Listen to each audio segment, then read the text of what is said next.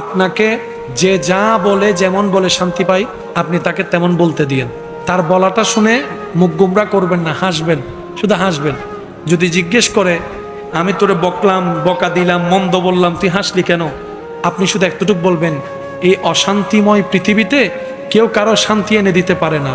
তা আমি ভাবলাম আমাকে 2টা বকা দিলে যদি তোমার মন শান্তি হয়, আমার নামে 2টা বদনাম করলে যদি তুমি শান্তি পাও, যাক আমি না হয় কষ্টই পেলাম, আমার আল্লাহর একজন বান্দাকে তো শান্তির ব্যবস্থা করে দিয়েছি, আল্লাহর একজন বান্দাকে শান্তির ব্যবস্থা করে দিয়েছি, তুমি শান্তি পাচ্ছ, এটা দেখেই আমার শান্তি লাগতেছে।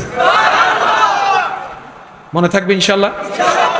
একটু কঠিন, কিন্তু বিশ্বাস করেন উত্তর দেওয়ার চাইতে বড় মজা হচ্ছে চুপ করে থাকা।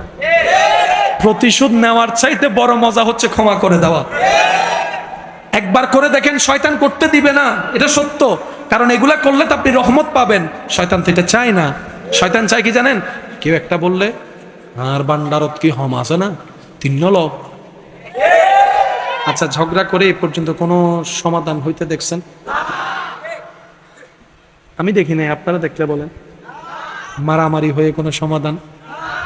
নীরবতার মধ্যে যেই উত্তর লুকাই আছে, বান্দা যখন উত্তর দেয় আল্লাহ তখন সেটা উত্তর দেয় না। আর বান্দা যখন রবের হুকুমের অপেক্ষা করে ধৈর্য ধরে চুপ করে থাকে, আল্লাহ সময় মতো ফেরেশতা দিয়ে উত্তর দিয়ে দেয়। আপনার পক্ষে যদি ফেরেশতা কথা বলার সুযোগ থাকে, নিবেন না কেন?